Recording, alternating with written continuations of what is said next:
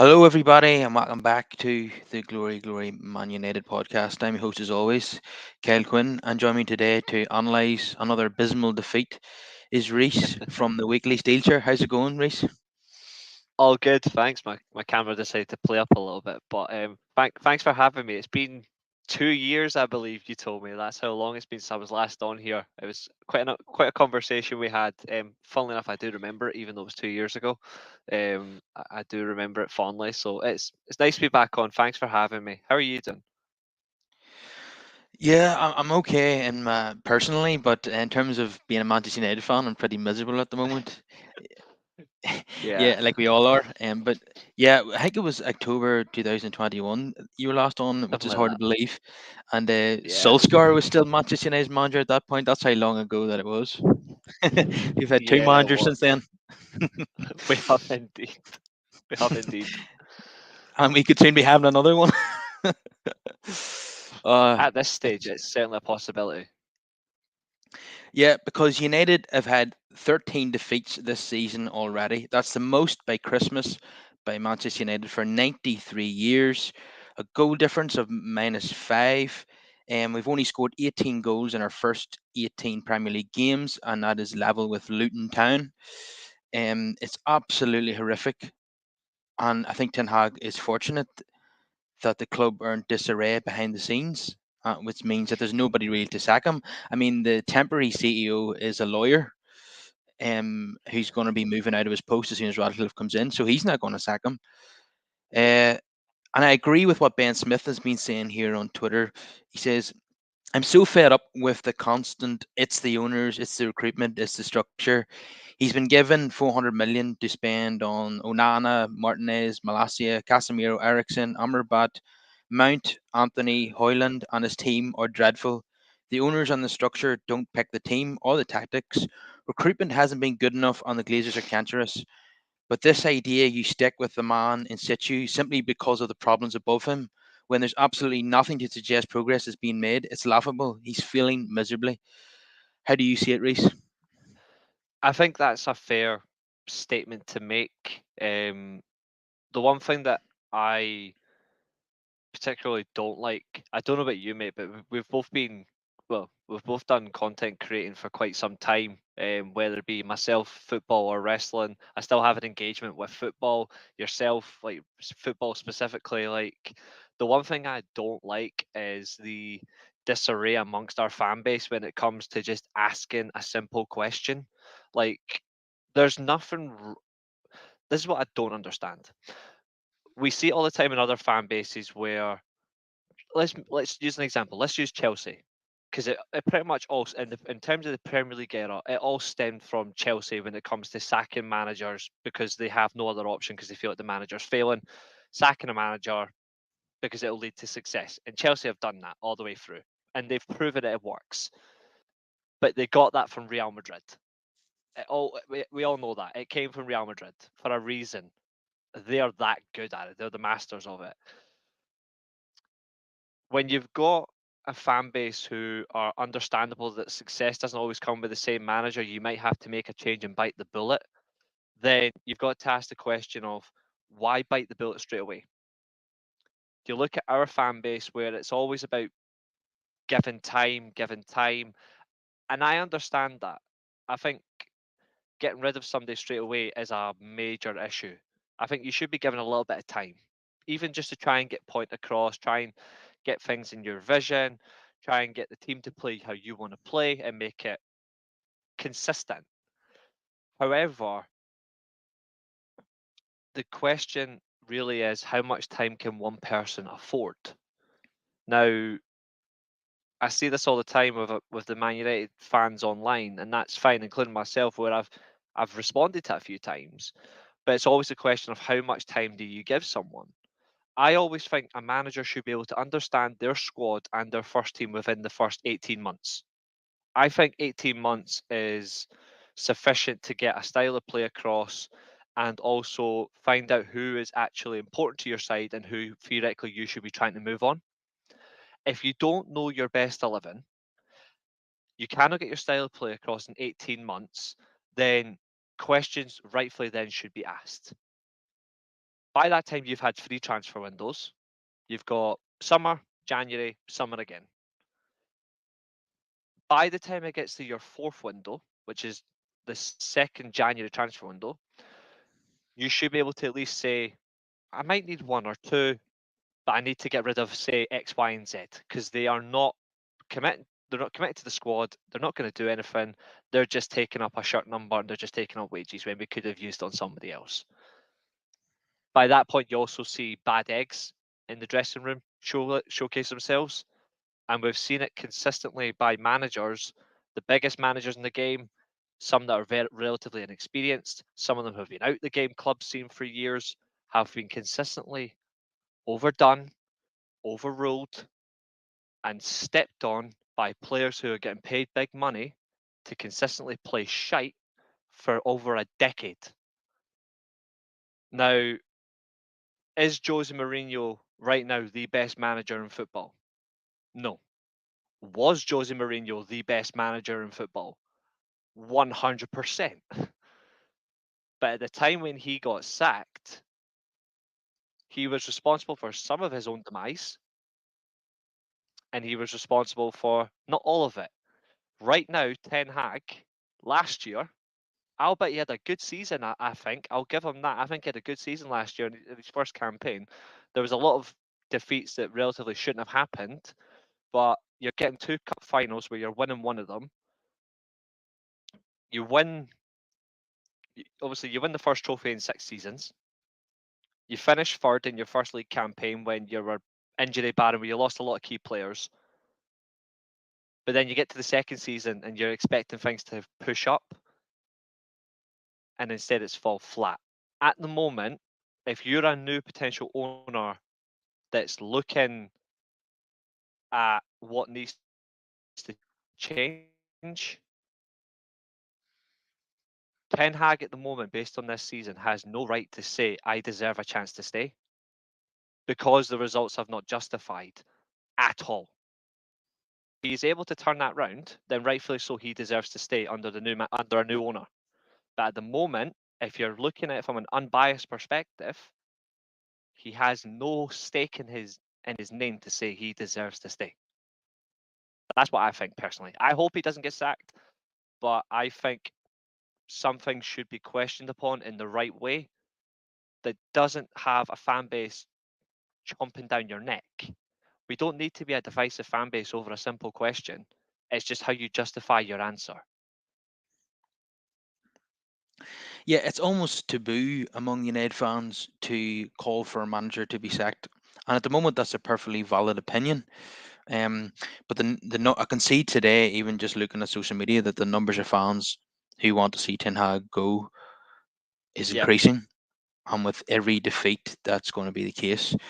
If we get oh, absolutely massively. slapped, if we get slapped by Aston Villa, the number's going to increase again. Another damn indictment of Ten Hag is former players that are at West Ham who are far and away outperforming the players that played with him at Ajax or other clubs that he's brought with him to Old Trafford. I mean, Mohamed Yeah, Kudus cost a half of what Anthony cost, and look how well he's doing, and Anthony's doing absolutely nothing. That's a pretty damning indictment on Ten Hag's decision making, isn't it? it is, because when you look at how the team is structured, we all knew prior to Anthony signing that he's not he's not a stats guy. Like, I think the most he ever got in a season goals wise was 6 goals. So he's not he's not going to get you 20 goals a season if you want a goal scoring winger. But he does have some key attributes that are vital in a team. The problem is right now, as a team, we are we are desperate for creativity and a goal scoring winger on both sides, and we're not getting that from him. Whereas Kudus is given everything in that West Ham team, and fair play to him because he is delivering fantastically, and it's tailor made for him. Yeah, absolutely. I know it. We spent 86 million on Anthony. I wish we'd have spent it on Jared Bowen. That's probably what West Ham would have charged us, and we would have got obviously more value if we'd assigned him. Um, there was just, if I was the coach and the club had to pay 86 million to bring in one of my former players, I'd have said, listen, he's not worth that. That's too much. We'll pull the plug on that one, because if it doesn't work out, the manager's going to get the blame, and it hasn't worked out. And Yeah, to me, Ten Hag and Anthony come as a pair. I don't see a situation where Anthony fails and Ten Hag succeeds. So, and he's going to keep playing him in every single game in the hope that it works out, because he needs it to work out, and that's going to be to the detriment of results. But of course, Anthony's not the only one. There was I so agree. many poor performances. Um, it's another issue, another mistake that Ten Hag made today specifically was the midfield selection.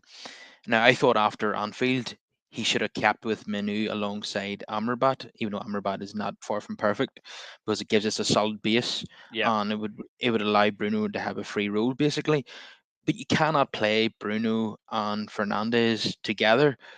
Obviously, Bruno is the much more talented player, but they both want to do the same thing. They both want to get into the box, either score goals or in Bruno's case, get an assist. So I really can't get my head around Ten Hag breaking up that midfield duo from Anfield. I mean, McTominay might be good for an occasional goal, but he is a really, really poor midfielder. You know, if he's there to score goals, he should be playing up front. You need your midfield to be midfielders, and I think that was a poor selection today. yeah, I think that particularly was a wrong choice. I think circumstance being that I know he's just came back from injury, but immediately I'm also playing Ericsson in midfield because I don't think we have an option from a deeper position to actually create. It's something I've always been consistently annoyed with that regarding team selection is in the summer we signed Mason Mount, and fair enough, but I've never always been big on Mason Mount. I don't. I think personally we should have signed a player who can create from deeper positions. Like we spent all last summer trying to sign Frankie de Jong, if that was even the whole intention. Why didn't we go looking for another deeper playmaker like that? Like that's what we really were missing all along. But I feel like we're unsure. And it says a lot as well that if we were going to sign a number 10 that was English, why didn't we sign James Madison? Hmm. Like I think we really let it down where Tottenham actually got the better deal. And I think that's another indictment of the fact is like I don't mind the manager signing players that he's familiar with, but it shouldn't be all the time. We should have a strong sense of technical fluidity, but also physical presence in the team. And we're just signing too many technical players with no physical presence. We should be signing technical players that have a physical presence, that are actually going to be reliable in matches. And you mentioned Scott McTominay. Scott McTominay, obviously playing for Scotland, enjoys himself that much that he does get goals, but he also does a job. But he's still an average player. I would still rather have Anthony Gordon and the lads, the young lads from Leicester, like who, funnily enough, went to Newcastle. Who's the other? Harvey Who's the other? Barnes. That's it. I would rather have them in the Scotland squad and they're targets for Scotland than Scott McTominay. I don't trust McTominay enough for United because he does have so many moments where he does go missing. And when we really need him the most, he isn't there. But when we don't need him, he pops up. Like we didn't need him versus Chelsea, and he still got 2 goals. But when we need him in a game against Liverpool, he's nowhere to be found. So like that's something that genuinely bugs me. And today, especially, like the goal that we conceded, that goal where it was the error from Johnny Evans' pass, and mine who was just caught ball watching. That's an experience, and that's not his fault. But Scott McTominay's what 10, 15 yards ahead of him. I'm like, why are you so far forward? Like that's something that really bugs me. Like that inexperience of a player who has to immediately change their game and try to save something when they're going to get lambasted by your online fans. Like that's something that he doesn't need to happen. He doesn't deserve that shit. But that's a situation that we're at right now. Like that's another 18, 19-year-old who's going to be hated by our online fan base because they made one simple mistake that led to a really good goal by West Ham, fed by another beautiful Paqueta assist. Like that's something that personally pisses me off. Yeah, Kobe Manu miscontrolled or took his eye off the ball, but like you say, McTominay's his midfield partner, and he was in the other half of the pitch. So, Exactly. um, also for the first goal, I think McTominay should close down Paqueta, and he doesn't. Plays a lovely ball over the top, um, to Jared Bowen. Shaw can't make the challenge because if he doesn't get the ball, it's a penalty. I Yep. think Onana was a bit suspect as well. I mean, he gets a Hmm. hand on it and then it goes straight back out to Bowen and hits him and goes in. Not the worst mistake that Onana's made, but it certainly wasn't great in my opinion. Um, Agreed. I'll say another thing as well. Though.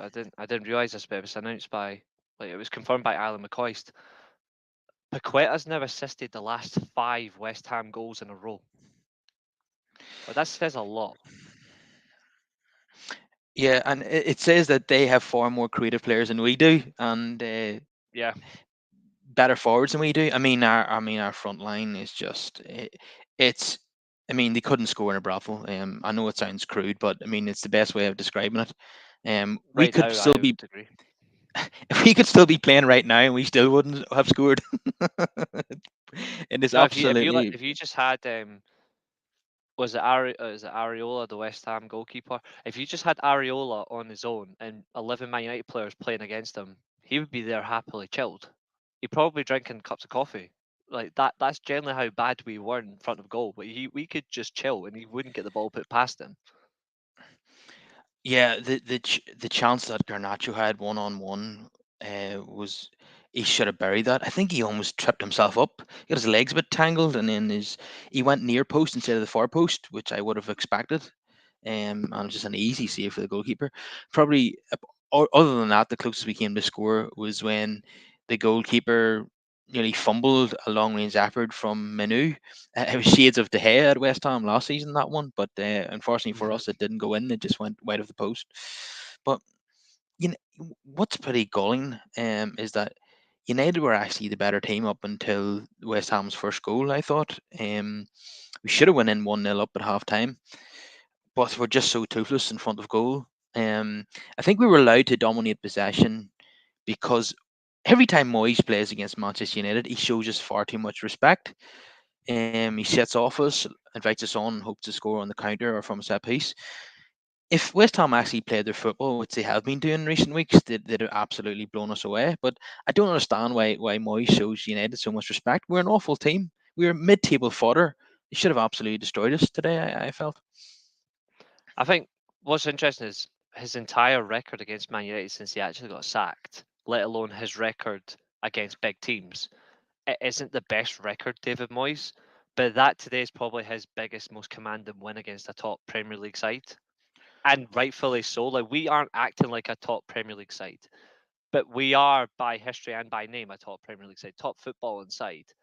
And today they really gave us a good kicking in that last 28 minutes, like 28, 30 minutes. We got a real good kicking. I think even David Moyes knew coming to this game. Look, they've just had a 0-0 draw at Anfield. We're expecting Man United to be a little bit shook that maybe they got a draw that they didn't expect to get. But we still have the quality in our squad that if we are still in this game by the 60-minute mark, if we are not far behind or if it's still 0-0, we're going to make a change, we're going to tweak a few things, and we're just going to go for it. And we saw that, and I think I think it was Alan McCoist that said it was spot on. The minute they made that late change and then they put Paqueta into the false nine role, that was it. The minute he went false nine, we had no way of stopping him. He was already great in that game, but it wasn't like he was still getting passes through, but he wasn't getting that penetrative pass. But the minute he had his position changed, all of a sudden we could see those passes that Paqueta's renowned for in that West Ham team. And it's like, why were we not prepared? And I thought David Moyes had his team set up spectacularly today. I thought they were brilliant back to front. they were happy to set off. They were happy to let Man United control the ball because we weren't playing the ball quick enough from back to front through the final third. We weren't creating enough to suggest that we were going to score. And another thing that's really annoying me at the moment with Ten Hag is Hoyland is expected to be our long-term number 9. He's still struggling to score in the league, but when we really need a goal from a striker, you want to try and give him as much confidence you can. So what do? You bring him off? Like, I Yeah. know he hasn't scored, but I would have kept Hoyland on. I would have taken off Rashford or even Garnacho. Like, I don't care who comes off, but like when you look at the no, sorry, it was Rashford that came on. I would have taken Garnacho off. I would have kept Hoyland on, but I don't think we really set up specifically for Hoyland to score. But also, Hoyland isn't helping himself when Hoyland isn't getting those positions where he can have the ball, where he can just attack a defence. It's it's not suiting him as a striker, and we're not suited to him as a striker. It's a complete loss situation instead of what we'd hoped to be a win-win. Yeah, I've seen situations today where the ball's crossed into the middle, about 5 yards ahead of him, and it's not really giving him a chance to get on the end of it. But I've noticed in recent games he's being out muscled by really physical centre halves. He's struggling to Hmm. hold the ball up now. That's another thing about Garnacho. He's been physically manhandled off the ball too. I know he's a very small, slight lad, and he's a winger, and his main attribute is his skill and his pace, but probably needs to bulk up a wee bit, like Ronaldo did when he was young, because he's been out muscled, far too easily. Yeah. And Hoyland as well, probably. But yeah, like Hoyland has had opportunities this season to break his duck in the Premier League, and he hasn't taken them. Luton really springs to mind. He had two golden chances in that game, but at the same time, the service is just non-existent. You've got, I mean, Anthony. I don't know where to even begin with him. He's just such I think it was Mick McCarthy who said that guy's. I wouldn't have him in any team. That guy's not a footballer. I wouldn't have him anywhere near my team. Um, Mm. he- he's just so one-dimensional. He doesn't have any pace. His only trick is to cut in and shoot into the far corner with his left foot. He never uses his right foot. He doesn't go down the line and cross it in with his right. He's just so predictable and gives the ball away time and time again. Yeah, and like I said, he has no pace either. Um, and when you have these two inverted wingers, it doesn't help Hoyland. Like Garnacho does try to cross the ball, rather than shooting all the time, but Anthony in particular he's only looking to have a shot. And the fullbacks not really getting many crosses into the middle either. So yeah, Bruno is really off his game at the moment. So there's no Harry Kane would probably struggle in this team at the moment. That's how bad we are. Probably would. I think what we really need to look at is if the manager really is persistent with Anthony, and I like Anthony. I think Anthony's a good player, but he does have a lot of issues with his game. The the one-footedness definitely is something that I'm not a fan of. But what I think that might persist with him is Ten Hag just goes a little bit old school, and he stops persisting with these inverted wingers and just play. If anything, just switch them round. Hmm. Just put Garnacho on the right hand side, and put Anthony on the left. If he's only going to use his left foot, then let him use the left foot because at least he'll get a more pinpoint cross with his left from that left side. Is more favoured. If he's having to constantly run up to the top of the touchline, where he is a hard working player, he'll run up and down the field. But it's not helpful if you're running up and down the field. You then have to stop 2 yards to cut back to then make a pass or even try and hit a cross, and it's not going to be accurate because you've already got a defence back in shape. At least in that sense, if he's played in the left wing, at least he can get a more accurate time for a cross. If not, then he really needs to be told, right, you need to start using that right foot. And every time you don't use your right foot, just fine him. Just keep fining him every time he doesn't use his right foot, because eventually it'll get stuck in his head. If I don't use my right foot, I'm gonna get punished. It might sound a little bit crude to punish a player for not using their other foot, but there's other players that are not great with their weak foot, but they'll still at least try. He very rarely, if not doesn't do it, and I'm like, I would just fine him like a week's wages. Just go for it. Like, if you're not gonna hit every time you do not hit, well, a cross or a pass with your right foot, whatever you get paid a week, that's how much you're getting fined. I would just do it. And if anything, it'll force the other players to go, actually, hold on, we really need to step up as well. Accountability, man. Yeah, another thing annoyed me about Anthony is that in the tunnel before the game, he's having a laugh and a joke with West Ham players. I think it was at half time he's walking off with Jared Bowen. They're having a laugh and a joke. It's like United losing doesn't really matter to him. And you could say that about a lot of players. It's been a real common trait in recent seasons. But Yeah. yeah, there has been the odd rare occasion where Anthony has shifted to the left hand side over the course of the last year and a half. Like I'm talking about like 10 minute spells in games, and he has provided the odd decent ball into the middle. Now uh, Hmm. I know like this hasn't been for any lengthy period of time him playing in that position, but that is something to consider. Yes, let's play traditional wingers and have a right footed player on the right and a left footed player on the left. But Ten Hag is so wedded to this uh, 4-3-3 or whatever it is a 4-2-3-1 with the inverted wingers. It's how he's always played. Even before he came to Hmm. United, and he never changes it. Yeah. He's very very predictable. So as much like you're not the first person who suggested that on this show, and but I just don't see Ten Hag doing that. I would only persist with inverted wingers if it's two-footed inverted wingers.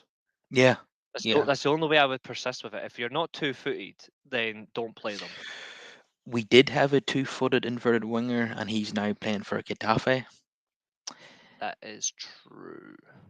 And I was watching it was a YouTube video called Ollie's Pandemic Reds, and it's all the I think highlights I've of seen that. I think I've seen that. It's becoming a top search video right now. Weirdly yeah. enough. It was during the when football restarted after the pandemic. It was about June 2020, and United for months after that were playing some sublime football in the empty stadiums. And Greenwood was a big part of that. He was scoring goals with his left foot, his right foot. He's getting assists with both feet. And when you watch that, and then you watch how he's playing at the moment for Getafe, and we're stuck with Anthony, who was effectively his replacement. It's painful, isn't it? It's really really painful because um, Greenwood is about 3 or 4 times the player that Anthony is. He is a very high ceiling. Unfortunately, we might never see him again at Old Trafford because of matters that supposedly happened off the pitch. But it's a real shame because quality footballers like that don't come around too often, and especially as we're struggling to score goals. That's actually another stat I forgot to mention. We haven't scored in any of our last 4 games. That's appalling, isn't it? Yeah, goals are few and far between at the moment for United, and it's it's worrying that when we don't score, if anything, we should be trying to like ensure that we don't concede, but we don't even defend well either. So we're, as a whole collective, we're just back to front, but it's just not good to watch. And I compared watching United today to like to a chore. Because if anything, I've never felt like that before watching United. I've never felt like this is a chore. I've always felt like it's always fun to watch the team I support, and it, good or bad performance, you always want to just feel great watching your team play. And today, for the first time, I compared it to being like it's like a chore, and it's because I don't see anything truthfully that gives me an indication that things are going to get better with this current manager.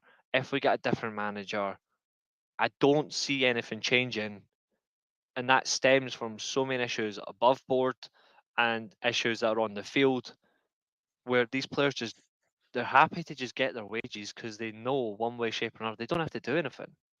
Like the bare minimum doing the basics to them it's like a criminal offence. Like they are incapable of doing the basics properly, and they're happy with that because they know they're still going to get paid thousands of pounds to waste people's time because because they know one way, shape, or form they're going to get paid, so they can lose by some big margin, or they could get an impressive win. Then after that, they revert to type. Like they are how they get away with it at this club. I have got no clue. But what annoys me the most is there's no one there to just take accountability, even on the field as a player, where you're thinking there's some bad eggs in this team. Why is nobody stepping up and just pulling them aside and just saying, "Are you committed to this football club? Yes or no? If so, if you're committed, fucking show it on the field. If you're not committed, go and ask for a transfer request." I don't see any accountability on the field from a player, let alone getting across from the manager. And it's always the same like joke tweet. Oh, United have been outworked again, so they're going to go and run 10k. These players would gladly run 10k just to get paid. It's not going to change anything until there's accountability. I felt today, watching the game, and this is just my opinion, that they're just a team of individuals. I don't think they're taking the manager seriously anymore. I don't think they take Bruno as captain seriously. You see him Yep, barking out orders to people, and they're just ignoring him. And Bruno doesn't really. I don't think he's a good captain at all. I think he's got worse since he became captain. I don't think he's a I good agree. example. Um, I think and he's a brilliant player, but in terms of like a leader, he's not somebody I would follow in the battle. If I was to play good football, I would definitely play with the guy. He's a good player. But in terms of like as a captain, his personality, it's not the right fit. He's in situations where you really need a captain. It shouldn't be a captain that acts immediately off emotion. We see that a lot in football games where he is emotion first before thinking. And if he was more head first then emotion, he would be taken more serious, I think, as a captain. yeah, he gets very emotional very quickly. I mean, the yellow card that he got today, it was a clear foul. He was tugging the guy two or three times, and then he threw another strop when he got the yellow card. Just get on with the game. Like he was still talking to the referee a minute later. And that's the reason why I don't want him as captain of the football club. One of my mates even suggested that we should give it back to Harry Maguire. That's how little he thinks of Bruno as captain. But I don't it think seems there's anyone we've got as a captain. I don't think anyone in that no. squad is captain material. Uh, you could say Martinez. I think in the future he might get it. But yeah, you're I wouldn't correct be to point out. against that. Yeah, there's not many to choose from really. Like you could say Casemiro, but I mean I don't think he's going to be there very long. He might have only 6 months left at the club. And He's a good Varane, player, once but he's not reliable. They're the same. They're yeah, both good players, but they're not reliable at all. yeah, Casemiro's looked a shadow of the player he was last season. Um, Hmm. I hope that he can get back to his best when he returns from injury, but age might have caught up with him. But yeah, there's just no there's very few leaders in this team. They're just playing for themselves. And even Rashford when he came off the bench, just having that shot from 30 yards and went a mile over the crossbar. What's he doing shooting from there? It's just Well, arrogance to me. I heard as well. I didn't really see it. I might have missed it, but a few folk have said that when Rashford came off, as like at the end of the game, like, he didn't even acknowledge the fans. Apparently, he didn't acknowledge any of the fans today, like put like at the end of the match. And I'm like, you're meant to be like this whole Manc born and bred thing. Like I personally I hate that phrase Manc born and bred. Like you can be it doesn't matter where you come from. If you play for Man United, if you're a Man United fan, that's all that matters. But like I don't care if you win 7-0, lose 7-0, as the saying goes. You always go over to your fans, whether it be whether it be a home game or away game. You always clap the fans. You always acknowledge them, and you just move on. The fact that he didn't do it today as well, apparently really pisses me off. Like that, like that's another thing where like the player FC thing where they'll defend these players left, right, and centre, saying, "Oh, but why should he have to go up to the fans?" But then they'll say to somebody else like a Harry Maguire, who I've not got a lot of time for Maguire either. I think he's shit, but he actually has worked hard in recent games. I'll give him that. But he won't go over to the fans, for example. And then they'll have a go at him saying, "Why is he not going to the fans?" But then they'll be hypocritical by doing the same thing for their own player, because to them, their own favourite player cannot do any wrong. And I think that's another thing I hate about fan bases, in particular ours, is the whole player FC thing, because that really stems the issue of, are you really a fan of the football club, or are you a fan of the players? I've got no issue of I've got no issue of a football fan saying, "Oh, I've got a favourite player," but at least being able to call that favourite player out. Now, I've always said that my favourite player of all time is David Beckham, but when he left Man United, did I become a Real Madrid fan? No. Did I become a PSG fan or an LA Galaxy fan? No. I did get an LA Galaxy shirt bought for me, I won't lie. But I didn't become a fan of those clubs, but I've always been a fan of his. But I could always criticise when there was games where he was shit. But I think that's something I don't like from the current crop of fans nowadays, where it's they'll defend the fans, like they'll defend the players more, when frankly it should be a collective criticism that is important, but also praise where praise is due. Yeah, you have to be able to criticize even the players that you love the most. Um, you mentioned David Beckham there. I mean, United set pieces are simply woeful now. I can't remember the last time we Mm-hmm. scored directly from a free kick. We hardly ever score from corners. And you take me back to an era where with David Beckham having a free kick was like having a penalty. Um, his corners and his crossing, his deliveries are absolutely immense. He would he Yeah. wouldn't he would cross the ball not onto like Van Nistelrooy's head, but where Van Nistelrooy should be. The accuracy was absolutely pinpoint. Yeah, I mean, I was a youngster. He was one of my favorite players as well.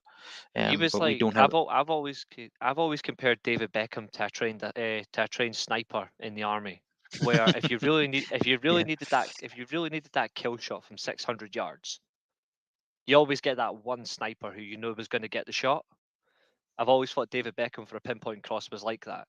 If you're looking for that kill, David Beckham's going to deliver the kill. yeah. When you think of who you think of the United front six, uh, from 99, 2000, 2001, when like was it Beckham, Keane, Scholes, Giggs, York, and Cole. You compare that with what we watch today. It's just like night and Yeah. day, isn't it? Oh yeah. And if you put if you put those six players, funnily enough, in our team now, at their current age, we would be in the top three.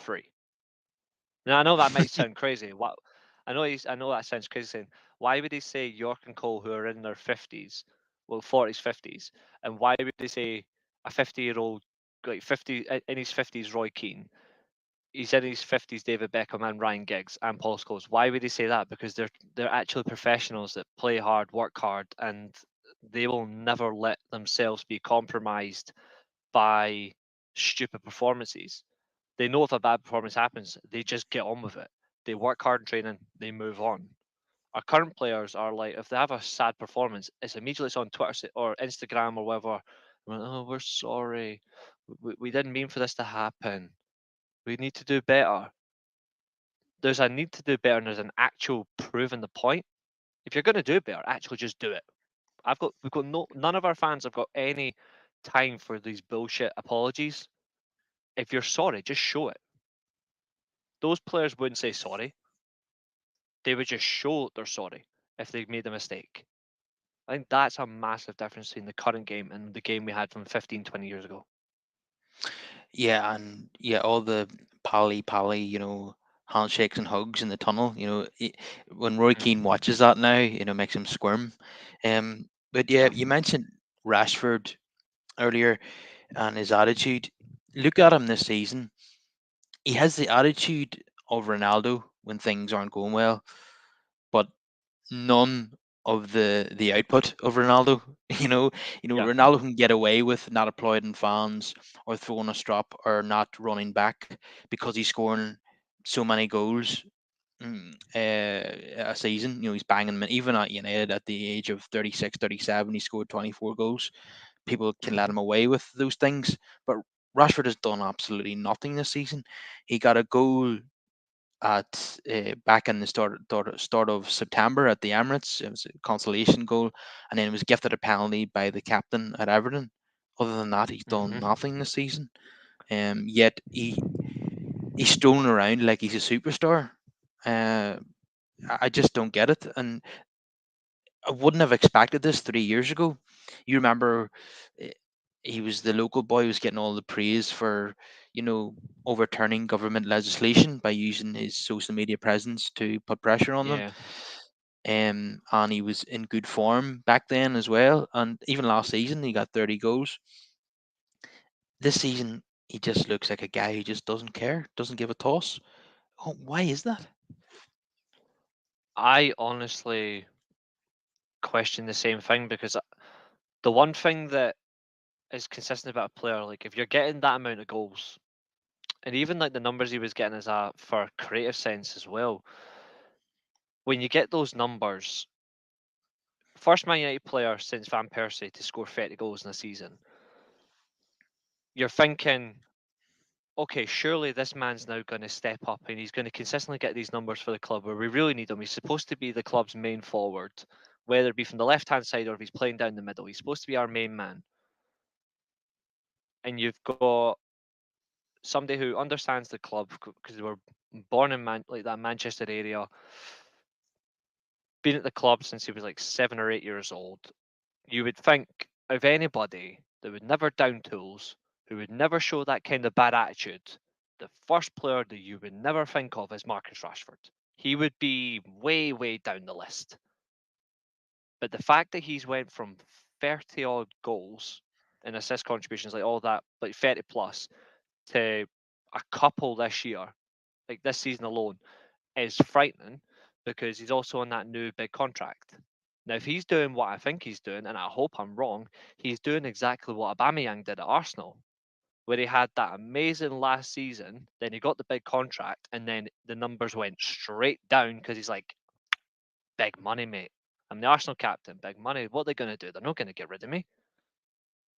Rashford, the way he's playing, he doesn't deserve to be a Man United player.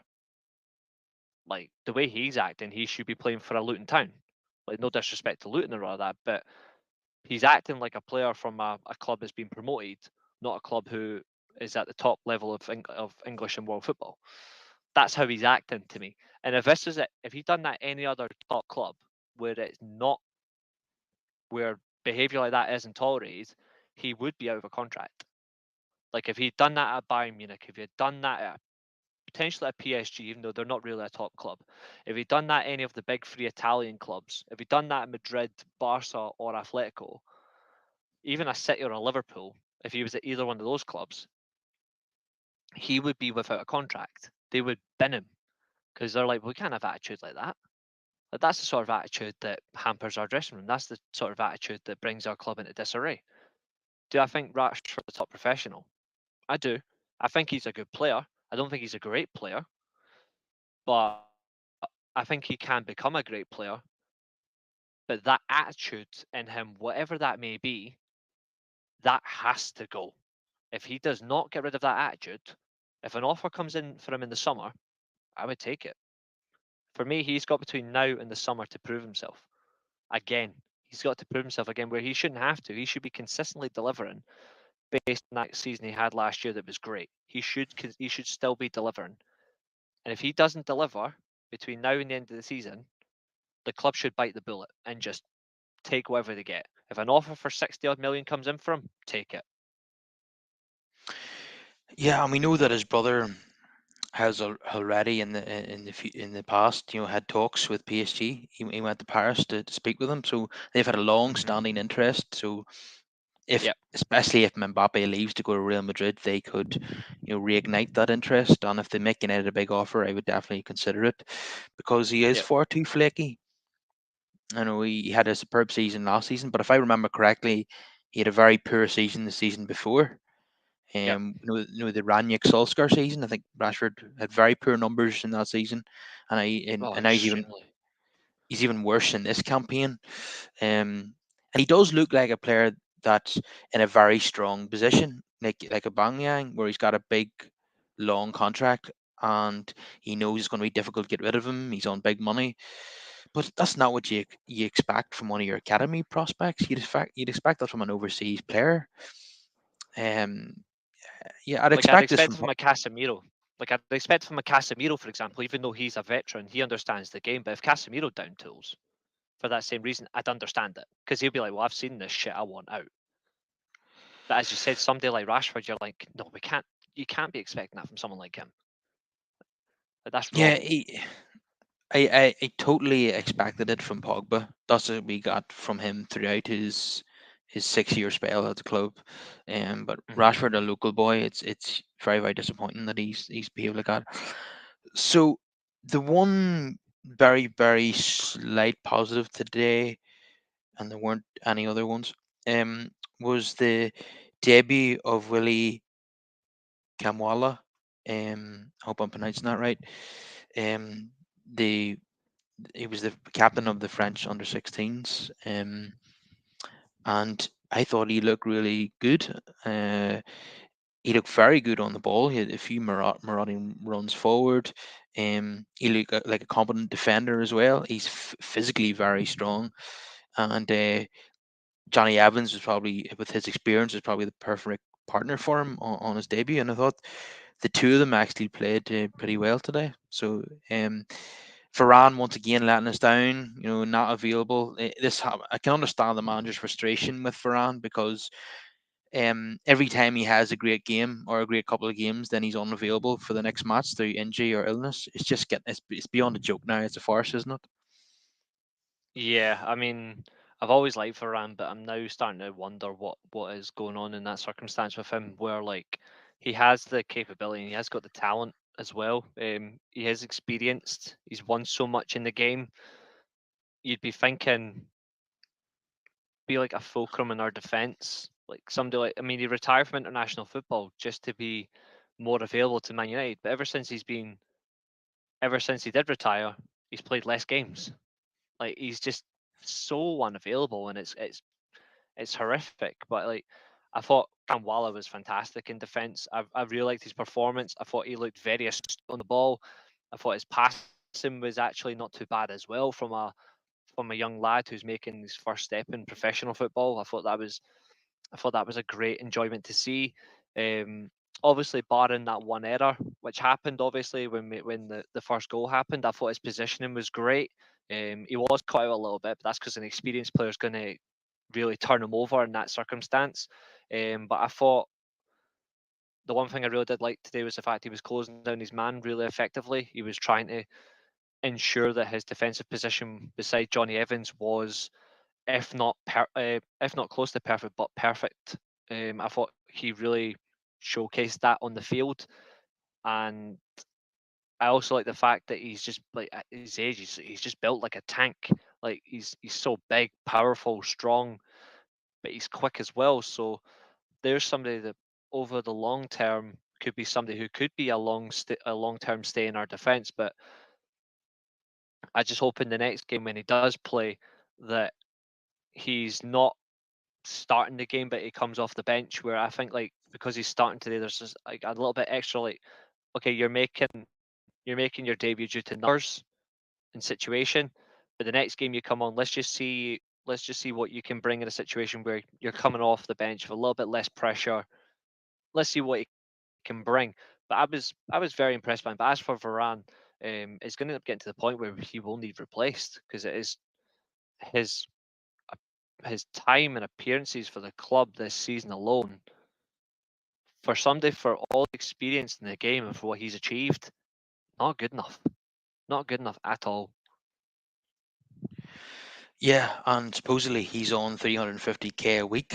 Another waste of money. So many players are on 300 plus at United, and we're getting absolutely nothing in return. I think only three players. I think only three players from like the main players that do play are actually on 300k plus, and that's Rashford. Yeah, Rashford, Casemiro, Varane. Okay, what was Bruno on then? Um, I think Bruno's two 280. 280. I suppose I'm thinking of De Gea. He was on 370 or something like that. Yeah, it was crazy. Yeah, he was on that Um, thereabouts. Yeah, I know Sancho. Sancho's on 350, but he doesn't play. But that's like somebody who doesn't play. That's a big waste. Yeah, that's the biggest waste of money of all, in terms of wages and transfer fee. The Um, sad thing is, right now, for a player like Rasmus Højlund, where he really needs creativity, this would be the perfect time for Ten Hag and Sancho just to try and iron out whatever the problem is between those two. A player who actually needs goals like Højlund. I know Sancho's not the perfect player in the world, but Sancho at least will try and create a goal out of nothing. yeah, if But he's it looks like interested. that relationship. Yeah, it looks like that relationship's irreparable. But if it was repairable, there's a right winger right there that could help Rasmus Højlund break that duct. Yeah, we need to really instead of trying the same thing in every game, we need to try something different.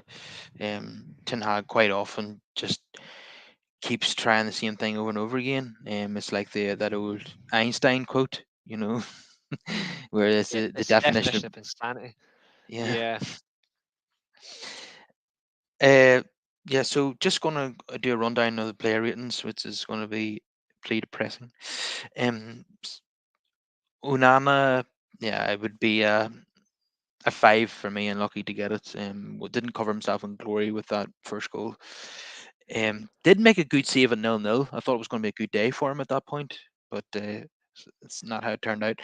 Wan-Bissaka, um, I think. Do you know what? The whole back four I thought would all get sixes. Really, I don't think they were really bad on the day, and yeah, I think the second goal obviously is a mistake by Manu, and the first goal was just brilliant play. And there's nothing really. yeah, I think McTominay should have closed Bacata down, and Shaw couldn't really intervene with Bowen because he'd be risking giving a penalty away. So no, yeah, all sixes I think. Scott McTominay very very poor again. So few passes, creates nothing, passes the ball backwards and sideways. Didn't close down, yeah, but Bacata down like I say. Very poor performance. It would be 4 out of 10 for him. Fortunately, Manu, you said earlier in the pod that he's going to get criticism for what happened, but I wouldn't be too harsh on him given his age and his I agree. inexperience. These things Yeah, will happen. Um, we know he's got the ability to be a sensational player in the future. But I would say 5 out of 10 today. Bruno, another one of his absolute stinkers. Um, would be a four for me. Anthony, very, very poor. Didn't create anything. Um, three for Anthony. Garnacho, probably as frustrating as he was in front of goal, on some of his crosses weren't perfect. He's probably our most dangerous player, and I wouldn't have taken him off when Rashford came on, with his new haircut. I'd have taken Anthony off. Either yeah, played Rashford or Garnacho on the right. It wouldn't really matter. We needed to try something. Anthony was by far probably the poorest between Garnacho and Anthony. I would have taken him off, but we know he's one of the manager's favourites, and because he paid so much money for him, he has to make it work. But so it was yeah, predictable. I actually thought he would take Garnacho off for um, Rashford, but it was Hoyland he took off, wasn't it, and bought Rashford on. it was Um, Højlund. Yeah,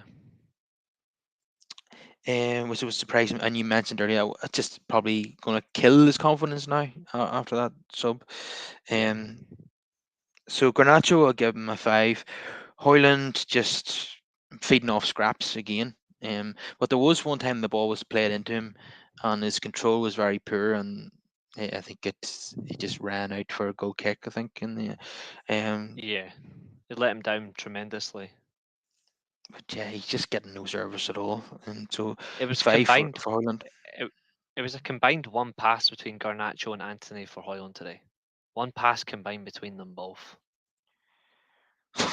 That's absolutely brutal.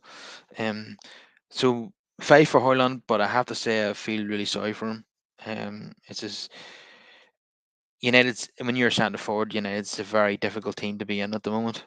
And as I said earlier, even Harry Kane might struggle. He'd probably score more than what Hoyland has, but he wouldn't get the Bayern numbers, that's for sure, in this United team. So Rashford, when he came on, abysmal really, be a 3 for him. Um, Plestri came on for Anthony then, didn't really have an impact. Uh, so probably a 5 for him. And the other subs are very late. I mean, you mentioned you thought Ericsson should have started. It took him Yeah, 85 minutes to bring him on for Garnacho, yeah. and I would have Reguilon started come him. on.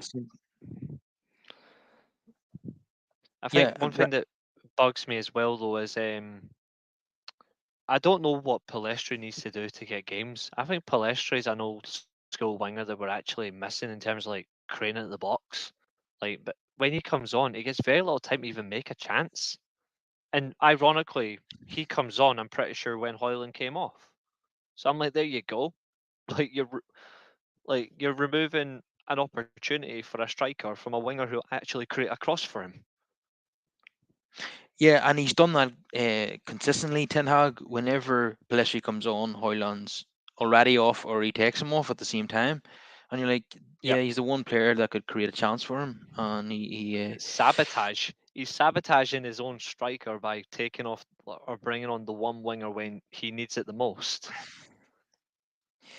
yeah, he gave Pelistri a few starts back in September, October, but we haven't really seen much of him since then. He gets 10-minute cameos. His cameo against Fulham was crucial to us winning the game. His Yeah, tenacity, winning the ball back a couple of times, and then he provided the assist for Bruno. And he quite often, not today, but he quite often does have an impact from the bench. And would like to see more of him. Most fans feel the same, but Ten Hag is just not going to play Pelesi over Anthony, because he's his favourite.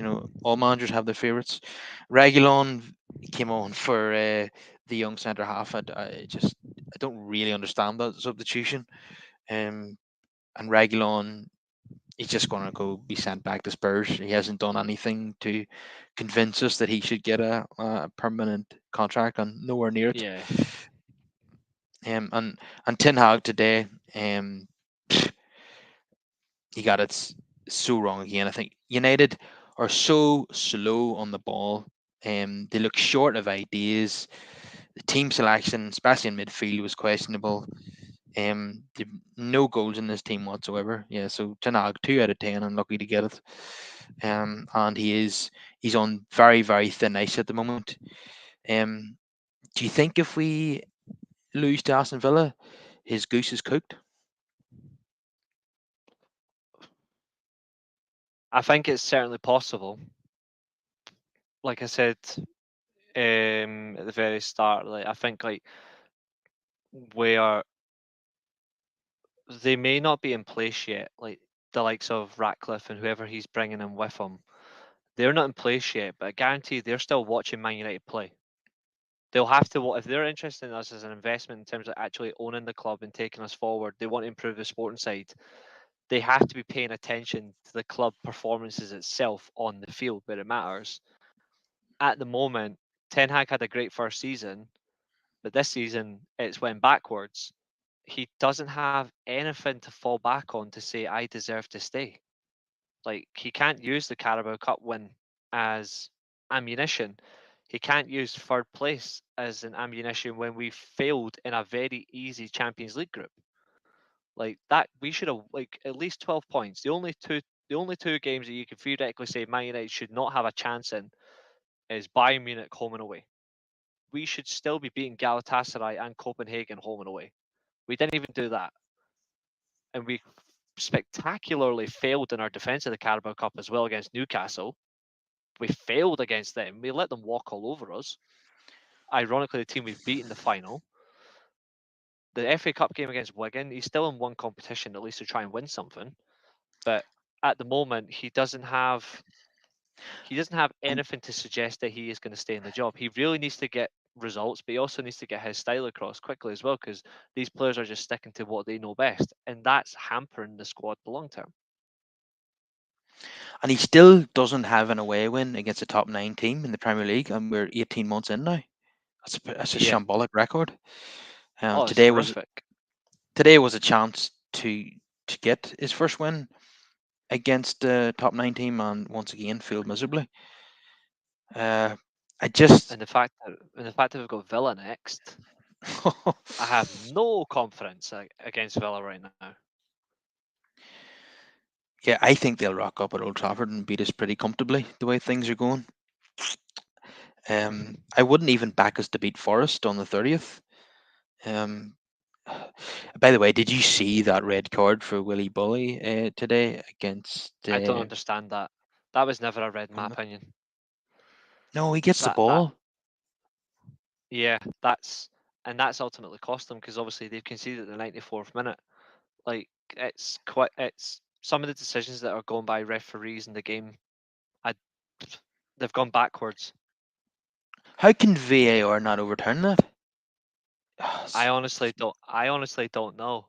But that was never a red card for me. not even Never. close. Nah, I agree with you. He wins the ball, and he wins the ball with ease. I feel Willie Yeah, Billy's really harshly done there. He's been harshly treated. he gets the ball before the other player even appears on camera, and it's not even close. Yeah, Ah, and the other player actually stands on his ankle.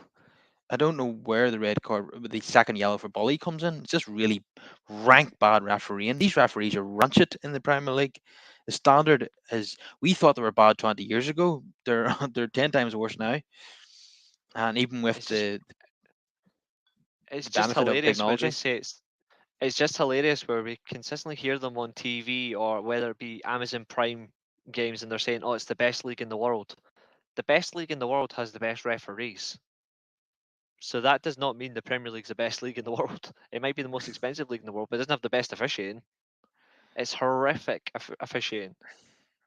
yeah, they really need to start importing the best referees in the world to I improve the agree. product. Yeah, I've been saying that for years now. So just coming to a couple of comments here. Simon Davis, who's a Manchester City supporter, he says United made one mistake only, letting the Glazers buy the club. From then on, it's gone down and down. Well, it obviously wasn't. That was the JP McManus, the Irish tycoons, who sold the club because the disagreement with Ferguson, and he couldn't sack him, obviously, and they wanted to leave then. But it should have been up to the Premier League to block that takeover. How do they meet a fit and proper persons test? They use Don't basically, know. they got a £700 million loan to buy the club, so it didn't even use any of their own money. Absolutely absurd. I mean, in that case, I could have went and bought United. That's how ridiculous it was. He says so. The solution is to fuck the Glazers off. I'm a City fan, but I'm confident I'm correct. Yeah. If only it was that simple. Anthony is a sunshine player, he says, and he says Daku is a bargain. I cannot disagree with that. That looks like great business, doesn't it? Doc has been excellent. He's been excellent for them. He's came in like a duck to water for him. Fair play to him. Quality player. And Big T here says Bruno would not start for City or Liverpool. He is overrated and needs to go. Would you be that harsh about it? I don't think so. No, not particularly, but I do think at some point he'll want to leave. The way the circumstances at the club are going, I think at some point he'll just want to go in general. Yeah, I think there is the possibility. We always seen Ronaldo walk out, and winners like Casemiro and Varane probably seeing how the standards are so low at United. There's no winning mentality. The culture is all wrong, and they probably have given up as well, given up the ghost and want to go elsewhere. We've seen rumors today that Varane wants to go back to Real Madrid. Um, yeah, I wouldn't be surprised if Casemiro felt the same way. I mean, they're used to a club that their only ambition is to win the Liga and Champions League every season. United is just a commercial enterprise, and winning comes second. and they're probably not used to that type of environment. And also they're at Real Madrid. They're used to a dressing room full of winners. At United, like we've talked about during the show, they're just happy to collect their wages and go home again. They don't really care if we lose. They're so friendly with the opposition players. They don't applaud our own fans. They don't run back. And people like Casemiro probably see that and say, "What am I even doing here?" Yeah, I think I would be surprised with Varane going back either, because obviously Real Madrid have got an injury concern at the back, so it makes sense for Varane to go back there as well, where he knows he can get into the team quite quickly. And if he stays performing well, he stays in the team. I think Casemiro as well. I think he sees the writings on the wall. I think he's like, this isn't what I signed up for. Mm. And in that, everybody read that article from Rory Whitwell in the week, where is very very damaging for John Murta.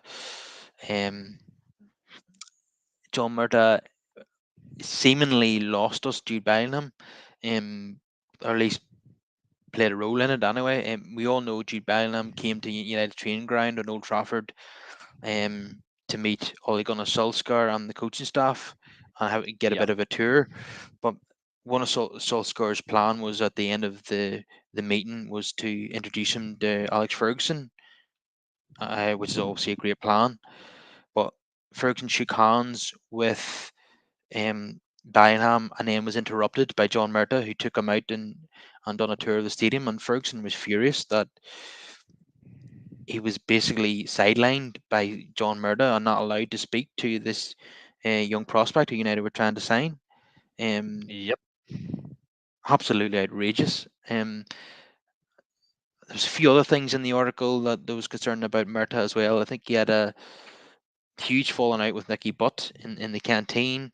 It meant, yep, and the one of the worst things about it, Dickie Butt obviously had to leave then because um, of he couldn't become technical director alongside Murdoch because of their relationship. So the job went to Fletcher and Butt handed in his notice. But the reason that John Murdoch got the job as football director is, it's absolutely disgraceful because Joe Glazer is a fan of him, and as is Ed Woodward, and he was going to leave and go to Inter Miami. He's going to get a job there. So in order to keep him, they gave him a promotion and made him football director, despite interviewing several external candidates who were more fitting for the role, in my opinion. They gave him the one of the most important roles at the club, just to convince him to stay. This yep. club is just run by a bunch of clowns, isn't it? Oh, it's a joke. Like if you're wanting to leave, like you let them go. You do not give them a powerful role like that where it's really important for the team's long term and short term future. Both the short term importance, but also the long term future. You give it to somebody that actually knows what they're doing. They really got it wrong. And so many people praised some of the signings he made, like calling it Myrtle Madness. I always laughed at that phrase. It made me laugh, but like he's only at Man United because he worked under David Moyes at Everton. Like he came to Man United at the same time David Moyes did. I've never thought of John Myrtle as important. Whether he's people say, oh, he's done great for the women's team. Okay, that's fine. I've got no issue with that. Like I watch the women's team now and again, but in terms of like the men's team, he's not significantly doing anything for them. If he's been great for the women's team, put him in a role with the women's team. That's no disrespect to the women's team. I'm saying if he's done great for them in that way, then put him there and he can solely lead that charge. In terms of the men's team, he's taken that nowhere in terms of an important position. And if he didn't want to be here in the first place, they should never have gave him that role. They should never have given that role. Yeah, That's and I asking for really trouble. want Ineos to move him. Ineos need to move him on, in my opinion. Yep. They apparently haven't made their minds up about that. But if they read that article, they might make up their minds. Um, he is not qualified for that job, and the reason he was given the job, was not on merit. Um, and if he cost us Jude Bellingham through his own arrogance, then that's even worse. Um, we We need could have had the to best player in the world. Like in my opinion, Jude Bellingham right now is the best player in world football. We could have had the absolutely. best player. We could have had the best player in world football for who knows how long, and we lost that. Like, I understand him going to Dortmund, no problem. I still would have, at least before Madrid came calling, I would have tried at the gun quickly to stop him. I'd be like, fine, go to Dortmund, no problem. But then make that offer. Be like, well, this is what we want for Jude Bellingham. We're willing to give you Sancho back as well as a way to like show we're serious about Jude Bellingham. We'll give you Sancho back. Sancho plus whatever much you want. We'll do that. Get Jude in. And we lost out massively on Jude, Yeah, stupidly. I think I think the time to get him was when he was leaving Birmingham. Once he was leaving Dortmund and had the choice of Real Madrid, then he was always going to go there. Really, I feel, Yeah, and United didn't really have a chance. I, I, I genuinely think he'll win the Ballon d'Or at Madrid as well. I genuinely He think he will will. probably this season or whenever the next opportunity, because his goal record at Madrid is phenomenal for a midfielder. Hmm. Um, yeah, so we're all expecting Ineos to revamp the whole sporting structure at the club and bring in a lot of new people. Yeah, Um, but like you said earlier, Ten Hag has done nothing to convince us that he should be part of this new project. Um, and I totally agree with you when you say that. His he just looks like a man who's totally devoid of ideas now, doesn't know what to do, and United are playing the same way every week and not producing any goals or any results. Did you see him after the thumping at home to Bournemouth, where he was for as soon as the final whistle went, he just stared into space for about 10 or 15 seconds before he moved again. He just looked like a guy who was just lost out there. So yeah. if Radcliffe and Brailsford are watching United at the moment, they're not going to be convinced by him at all, and they'll probably move him on. I mean, and like I've said time and time again, when new people take over a football club, they very, very rarely keep the manager from the previous regime. They always bring in their own man, don't they? Yeah, I think they'd be willing to give Ten Hag a chance. I think they would, but they will probably say to him, "Look, you have between now and the end of the season. If we don't see any convincing change, then we have somebody in mind that we think is the right man for the job. We will bring this man in. We will relieve you of your duties." I think he has that chance, but it's like, I don't know, 25% chance. I don't think he's guaranteed to keep his job. And I think even he'll admit that himself if he got asked the question. But if he is to stay, we really need to see change and positive change quickly. Otherwise, I can see why Ratcliffe and Brailsford and whoever they bring in, like for other key roles that are on his side, I wouldn't be surprised if they go, right, who are we going to get as the manager? Say it's Graham Potter. I'm not a particular fan of Graham Potter, but if he comes in, I understand because they've lined him up. But immediately, if Graham Potter comes in, they're going to work so damn well with him to make sure that he does not fail. Or if anything, he doesn't fail quickly. He'll be given that long term chance to at least try and do better with what's available, plus support him financially and structurally. Ten Hag, I think, will get that chance only if he can turn things around. If he can't do it, he is going. The fact that we're being linked with Dan Ashworth and Potter uh, tells me that Ineos are thinking about matching them up again because they were together at Brighton, and that could be Hmm. their long term plan. I'm with you. I'm Yeah, not convinced by Potter as a manager, but um, if he comes in under Ineos, he should definitely have a real competent structure behind him and give him the best possible opportunity to succeed. But you know, I know Chelsea are an absolute basket case of a club, and he struggled there in his short time in charge. But hmm, United are quite similar in that aspect. And the pressure, United is an absolute beast of a football club, and with millions of fans around the world and so much scrutiny on you. Um, do you think the job would be too big for Potter, even if he did have the structure around him?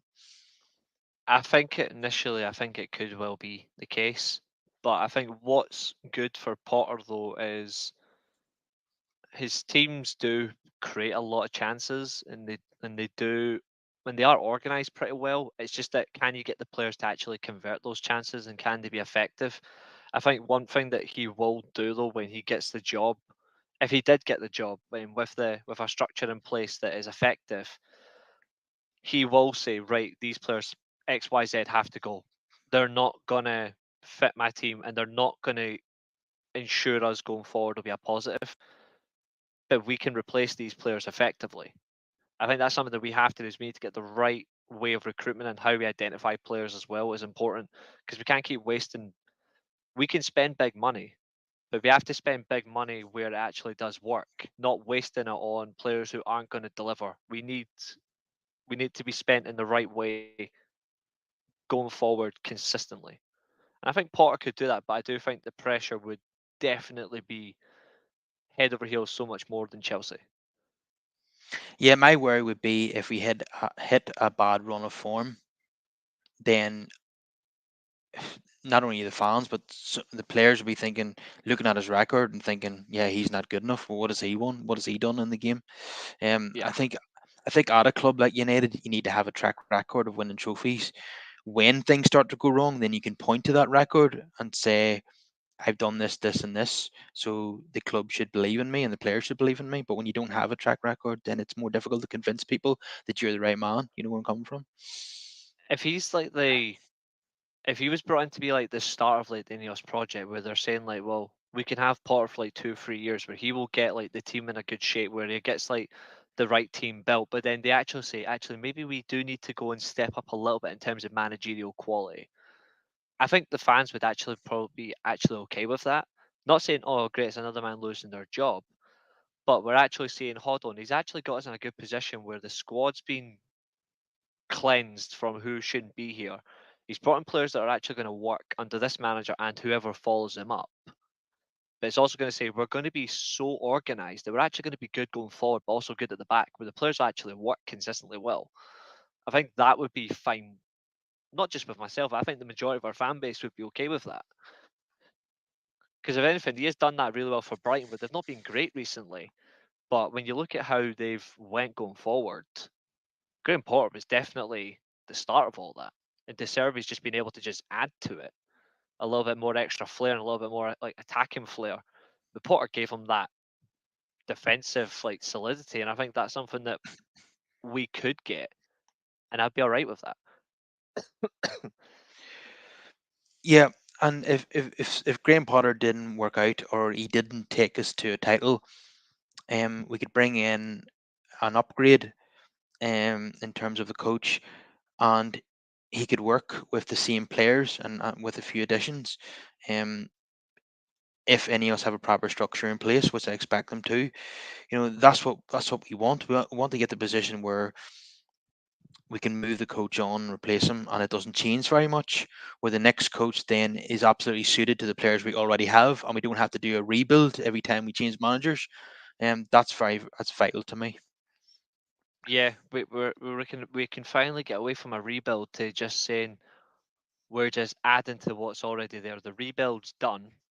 This is just strengthening this like the current squad that's going to say we have a squad there that's regularly competing. Now we're going to add to this to make it a squad that's actually going to go and eventually we're going to go and now win the big one. We're now going to go and win the big one with these 2 or 3 players who are just like that extra little spicy ingredients. Yeah, but I fear that we've got a few more months of pain to go through before we get to the beginning of that point. Um, so we'll wrap it up there for today. If everyone could please smash a like on the video, subscribe to the channel, and get more of your comments in. And I would like to wish you a happy Christmas, Reece. And I would like to wish you the exact same. Thank you. Merry Christmas. Even though it won't be a happy Christmas for Manchester United fans, but if we ignore the football, then we can enjoy our Christmas. So Absolutely. I'll definitely have you back on the show again in the new year, then, Reece. Oh, I'd love that. Thank you. It'd be a pleasure. It's been a good laugh today. I appreciate you having me on. After a couple of years, it's been really enjoyable. Thank you. The hard conversations are actually the ones I probably enjoy best, because the harder ones you get to go into a little bit things a little bit more depth. And if it was just a win, then that's an enjoyable conversation. But if it's like something that's really damning but important to get through, I feel like you can just have a little bit more in depth and just a solid discussion. So I really enjoyed it. Thank you.